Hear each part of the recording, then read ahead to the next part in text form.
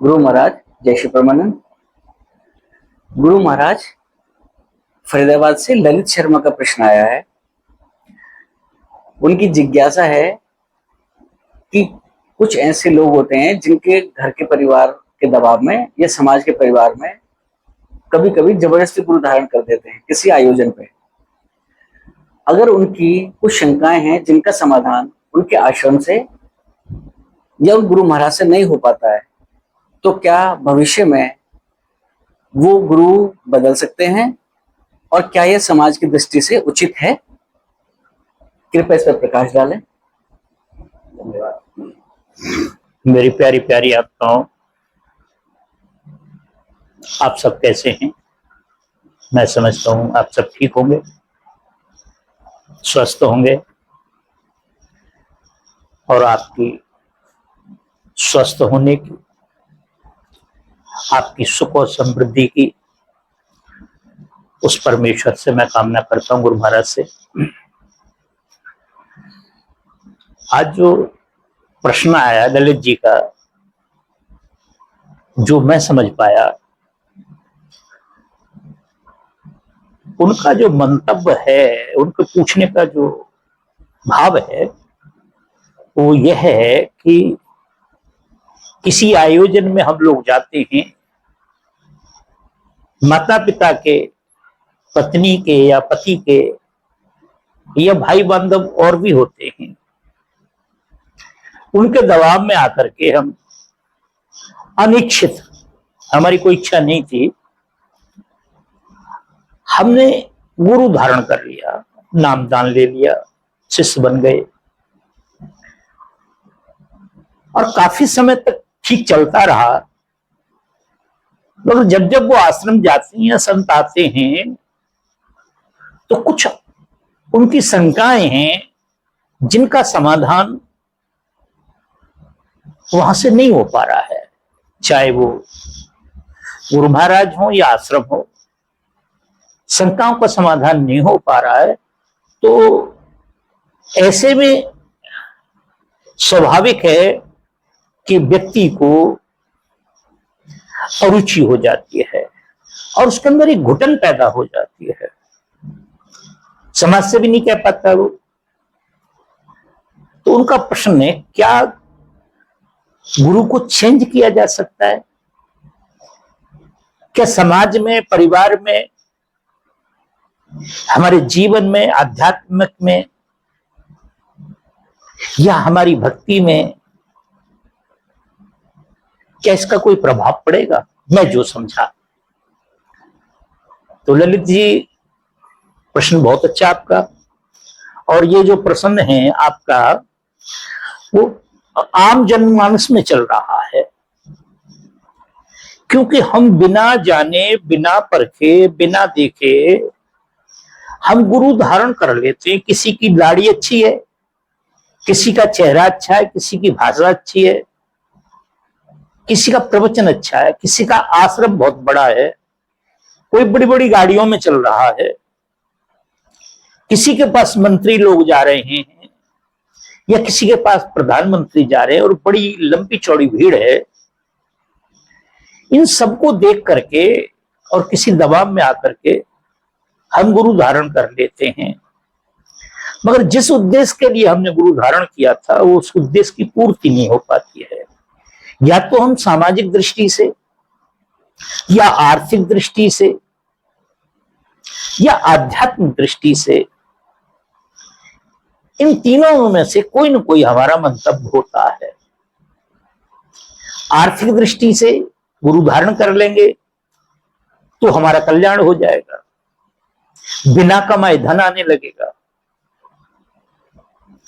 सामाजिक दृष्टि से समाज में प्रतिष्ठा के पात्र बन जाएंगे हम। और आध्यात्मिक, तो वो विचार करते हैं कि जब मैं यहां संतुष्ट नहीं हो पा रहा हूं, तो आध्यात्मिक जो आगे का सफर है, इस दुनिया को छोड़ने के बाद जो सफर है, उसमें संतुष्टि कहां से होगी? तो बड़ा दबाव सा महसूस होता है। और सही बात है, कि इस बात को नहीं कह पाता है। हम जिसकी प्रशंसा कर रहे थे आज उसकी बुराई कैसे करें, क्योंकि हम राजनीतिक आदमी तो है नहीं। ये तो राजनीतिक आदमी होते हैं, एक पार्टी की बुराई करते हैं, फिर दूसरी पार्टी में चले जाते हैं, फिर उसकी बुराई करने लगते हैं। तो ललित जी, सबसे पहले हमें यह समझना है गुरु है क्या। हमारे जीवन में गुरु 6 होते हैं और 7वां जो होता है वो सदगुरु होता है। जब तक सच्चा गुरु न मिल जाए तो हम 10-5 गुरु भी धारण कर सकते हैं। कबीर साहब कहते हैं अपनी वाणी में कि झूठे गुरु के पक्ष में तजत न कीजिए बार, द्वार न पावे शब्द का भटके बारंबार। कबीर साहब कहते हैं कि झूठे गुरु को, हमने यदि कोई झूठे गुरु को, किसी बाजीगर गुरु को या किसी जाति विशेष के गुरु को हमने चुन लिया है, तो उसके पास से हटने में देरी ना करें। झूठे गुरु के पक्ष में तजत न कीजिए बार, बार माने समय, उसको छोड़ने में समय ना लगाएं। ये आपने विचार करना है, मैं तो संतों की कही हुई बातों को कह रहा हूं। झूठे गुरु के पक्ष में तजत न कीजिए बार और द्वार न पावे शब्द का, शब्द माने नाम, जो आंतरिक नाम है जो संत महापुरुषों में प्रदान करते हैं, जिसकी टचिंग में आकर के, जिसके साथ टच होकर के हम इस जीवन काल में आनंद लेते हैं और शरीर छोड़ने के बाद, छोड़ते समय हमें उस परम आनंद की अनुभूति होती है और वो परम आनंद ही हमें उस परलोक में ले जाता है जिससे सत्य लोग कहते हैं। नानक जी उसे सचखंड कहते हैं, जहां सत्य ही सत्य है, असत्य कुछ नहीं है वहां। तो झूठे गुरु के पक्ष में तजत न कीजिए बार, द्वार न पावे शब्द का भटके बारंबार। बारंबार जन्म मरण में आना पड़ेगा, कारण झूठा गुरु मिल गया हमको। तो कहते हैं कि द्वार न पावे शब्द का, वो ज्ञान तो मिला ही नहीं जिस ज्ञान के लिए हमने गुरु धारण किए थे। तो द्वार न पावे शब्द का भटके बारंबार। बारंबार क्या होगा कि बारंबार जन्म धारण करना पड़ेगा और फिर मरना भी पड़ेगा। जन्म भी धारण करना पड़ेगा, क्योंकि ये जो पूर्णम मरणम पूर्णम जन्म, पूर्णम मरणम पूर्णम जन्म, इसको छुड़ाने के लिए, इसको खत्म करने के लिए, इसको नष्ट करने के लिए हम गुरु धारण करते हैं। इससे पहले जो हमने किसी बच्चे का प्रश्न का उत्तर दिया था, तब भी हमने यही बात कही थी। मैं समझता हूं उसका शायद ये था, क्या गुरु के बिना हमारा जीवन अपूर्ण रहता है। ये बात सच है। हमने क्यों धारण किया गुरु? हम तो फ्री थे, कुछ खाते थे, कुछ पीते थे, मगर आज अनेकों प्रकार के प्रतिबंध हैं। उसके बावजूद भी हमारे अंदर एक घुटन सी पैदा हो रही है। घुटन इसलिए पैदा हो रही है कि अंधकार बढ़ता जा रहा है और अज्ञान बढ़ता जा रहा है। क्यों? कि जिस उद्देश्य के लिए हमने नाम लिया था उस उद्देश्य की पूर्ति नहीं हुई। वो सच्चा नाम नहीं मिला, सच्ची क्रिया नहीं मिला, सच्चा तरीका नहीं मिला और सच्चा बताने वाला गुरु नहीं मिला। या से भवसागर से पार करने वाला गुरु नहीं मिला।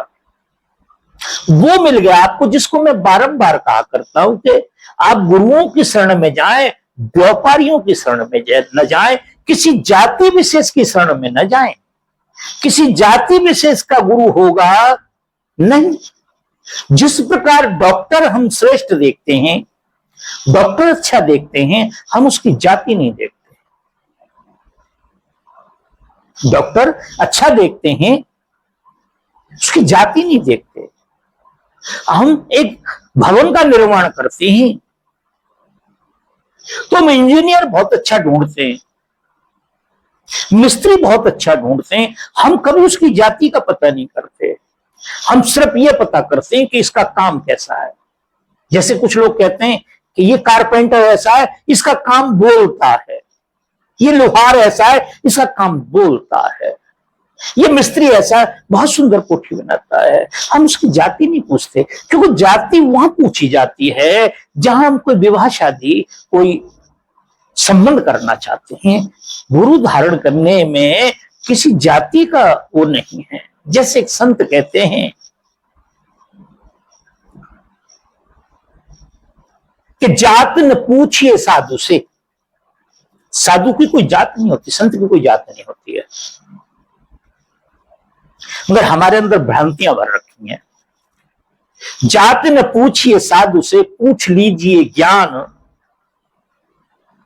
मोल करो तलवार का, पड़ी रहने दो म्यान। मोल तलवार का है, म्यान का कोई लेना देना नहीं। ये शरीर तो म्यान है, अंदर ज्ञान क्या है उसका मोल है। तो बारंबार हमको भटकना पड़ता है, इसलिए कि वह नाम हमें नहीं मिला और ना उस संत ने हमें बताया कि मैं कौन हूं। हमारा प्रश्न तो छोटा सा ही है ना, कि मैं कौन हूं इस शरीर में, किसकी मुक्ति होगी, कौन तरेगा, कौन सुखी होता है, कौन दुखी होता है। मेरा शरीर तो दुखी नहीं होता है और आत्मा तो कभी दुखी नहीं होती है, पर दुखी कौन होता है? जो दुखी होता है वो कौन है? वो मैं हूं तो और है। तो संत कहते मुझे सुख दुख नहीं होता है। गीता में कृष्ण कहते हैं नैनम छिदंती, मुझे आग जला नहीं सकती, पानी गला नहीं सकता, वायु उड़ा नहीं सकती। वो अर्जुन तू है, ये शरीर नहीं है तू।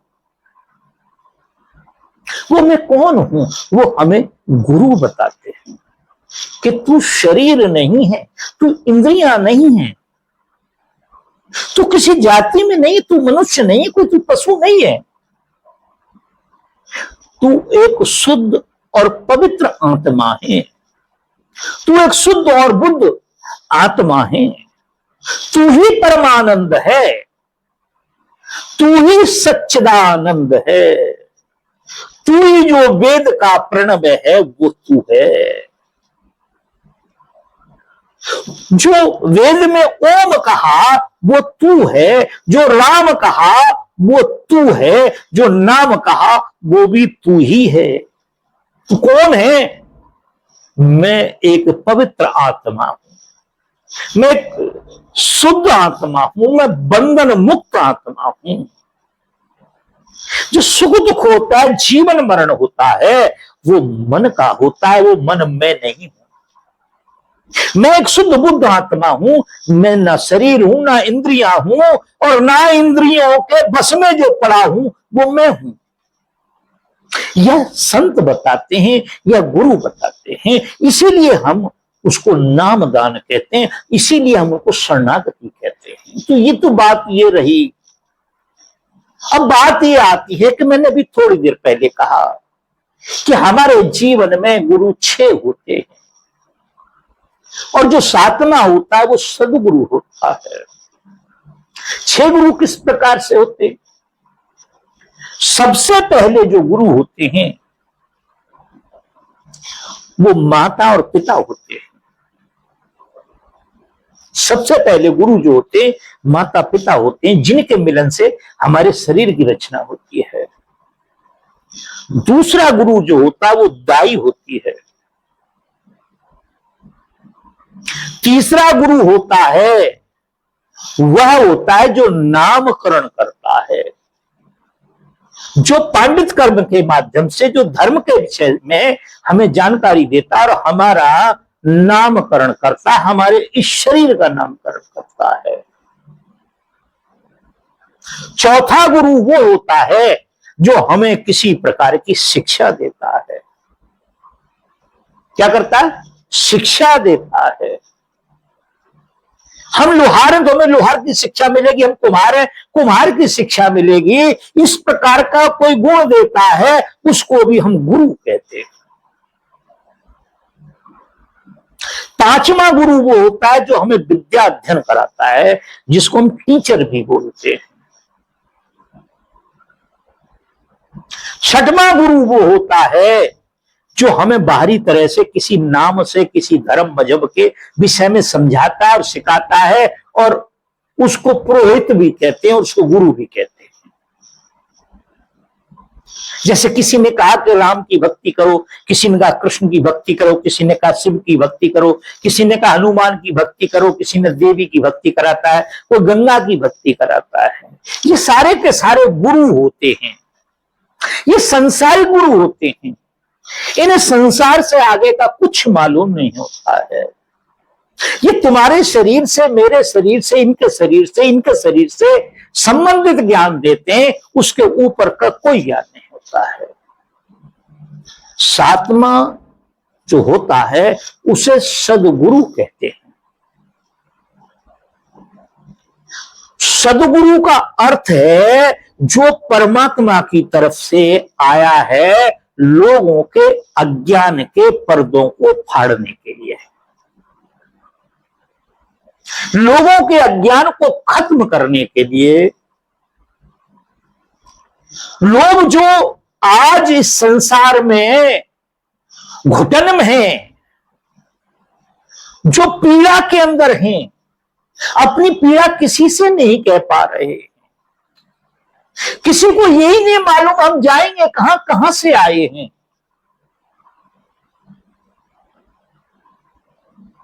तो जो सदगुरु होते हैं उसके विषय में एक संत कहते हैं, बड़ी सुंदर बात कहते हैं कि आए हम वाई देश से। सदगुरु के लिए कह रहे हैं संत।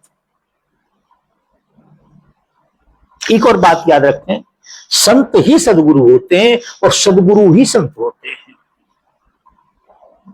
पर संत किसी जाति, किसी धर्म और किसी मजहब में विशेष में नहीं होते हैं। वो सभी जातियों, सभी धर्मों में, सभी भाषाओं में, सभी भूषाओं में, सब में होते हैं। ज्ञान जो होता है ना वो गुरु होता है, वही संत होता है। उनकी जो वृत्ति है वही गुरु और वही संत होता है। तो कहते हैं कि आए हम वाई देश से जहां तुम्हारो ठाव। ठाव माने होता है स्थान। हम उस जगह से आ रहे हैं जहां तुम्हारा स्थान है। आए हम वाई देश से जहां तुम्हारो ठाव, और उसी जगह पहुंचावना यही हमारो काम। ये हमारी जो दृष्टि बनी हुई है इस समय पे, आप मुझे देख रहे हैं, मैं आपको देख रहा हूं, मगर क्या करना पड़ेगा? इस दृष्टि को चेंज करना पड़ेगा। इस संसार की बातें संसार तक करनी पड़ेंगी। और जो सदगुरु होते हैं वो हमारी दृष्टि को चेंज करने का तरीका बता देते हैं। हमें बता देते हैं कि तुम यहां के रहने वाले नहीं हो, यहां तो यात्रा पे आए हो। कबीर साहब कहते हैं कि मेरे जियरा बड़ा अंदेसवा, मेरे जियरा बड़ा अंदेसवा, मुसाफिर जइयो कोने और। हमको मुसाफिर कहा है, इस आत्मा को मुसाफिर कहा है। मेरे जियरा बड़े अंदेसवा, अंदेशा है, मैं बड़ा कंफ्यूज हूं। मुसाफिर जइयो कोने और, आप किस तरफ जाएंगे, कहां जाएंगे, हमको नहीं पता है। ये सदगुरु का काम है। इसी बात को सदगुरु बताते हैं। कोई संसारिक काम के लिए नहीं बताते वो कि तेरी लॉटरी निकल आएगी, तेरा सट्टा निकल आएगा, तेरा ऐसा हो जाएगा, बिना दुकान खोले दुकान चल जाएगी, बिना बीज डाले खेत पैदा हो जाएगा, तेरे लड़का हो जाएगा, लड़की हो जाएगी। इससे उनको कुछ लेना देना नहीं होता है। उनको तो सिर्फ आत्मा के विषय में जानकारी होती है, आत्मा कहां से आई है और इसको वापस भेजना है, ये उनका मूल उद्देश्य होता है। क्या होता है, मूल उद्देश्य होता है। और उस तरीके को बताने को भी 2-3 घंटे लगते हैं। ऐसे ही नहीं कि किसी कान में कू कह दिया और हो गया, नहीं। तो जो सदगुरु होता है उसके लिए नानक जी कहते हैं, उसी बात के लिए नानक जी कहते हैं कि भाई तुम कर क्या रहे हो, क्यों घुटन में हो। जब न गुरु मिले ना साचा, तब तक गुरु कीजिए 10 पांचा। और जब जीवन में सदगुरु आ गया, पहली तो एक बात मेरी समझ में नहीं आती, मेरी प्रार्थना है आप सभी लोगों से, आपके जीवन में बहुत थोड़ा काम करता है, एक घड़ा होता है, मटका होता है, 10-5 रुपए का आता है। जब हम उसे लेने जाते हैं, चारों तरफ से ठोकते हैं, पीटते हैं, बजा के देखते हैं, कहीं फूटा तो नहीं, कहीं टूटा तो नहीं, कहीं चटका तो नहीं, कच्चा तो नहीं है। जब थोड़े, हमको यह भी नहीं मालूम है कि वो हमारा साथ इतना देगा घर तक पहुंच जाएगा, हो सकता है रास्ते में खराब हो जाए।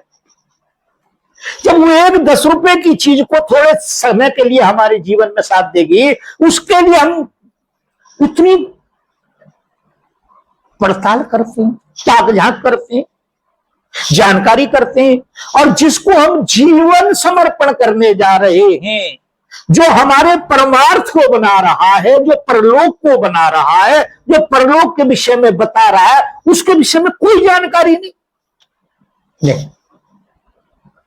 पहले खूब जानकारी करें। जब आपकी शंकाओं का समाधान हो जाए, निर्मूल नाश हो जाए, तब गुरु धारण करें। और फिर कोई शंका ना करें, फिर कोई आपके पास जगह नहीं बचती कि आप उसे चेंज, क्योंकि आप चेंज ही नहीं कर पाएंगे, दिमाग में ये बात आएगी नहीं। क्योंकि अभी तो आपने जो गुरु धारण कर रखे हैं वो किसी चीज के लिए किए कर रखे हैं, किसी मतलब के लिए कर रखे हैं, किसी स्वार्थ के लिए कर रखे हैं। वो स्वार्थ की पूर्ति करने वाले लोग हैं। वो हिंदुओं में भी हो सकता है, मुसलमानों में, सिख ईसाई किसी में भी हो सकता है। मगर जो सदगुरु होते हैं, ना वो हिंदू होते हैं, ना वो मुसलमान होते हैं, ना वो सिख होते हैं, ना वो ईसाई होते हैं। एक संत कहते हैं कि जे पहुंचे सो कह गए। जो वहां पहुंचे, उस लोक में पहुंचे, उस सत्य लोक में पहुंचे, जहां वास्तव में हमारा वास है, जहां से हम निकल करके आए हैं। जिस समुद्र से भाप बनकर के बूंद बने, बूंद बन के बर्फ बने, और बर्फ बन के नाली तक पड़े हुए हैं। अब आगे का कोई मार्ग नहीं है। कोई ऐसा मिले जिस धारा को चेंज कर दे, किसी नदी में हमको पहुंचा दे, नदी अपने आप फिर समुद्र में पहुंचा देगी। तो कहते हैं कि जो पहुंचे सो कह गए। कहा हुआ? जो पहुंचे सो कह गए।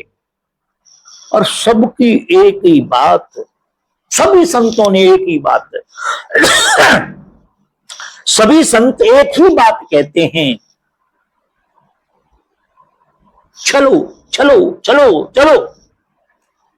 कहां चले? परमेश्वर के पास चलो, परमेश्वर के पास चलो, परमेश्वर के पास चलो। अपने घर चलो, अपने घर चलो, अपने घर चलो।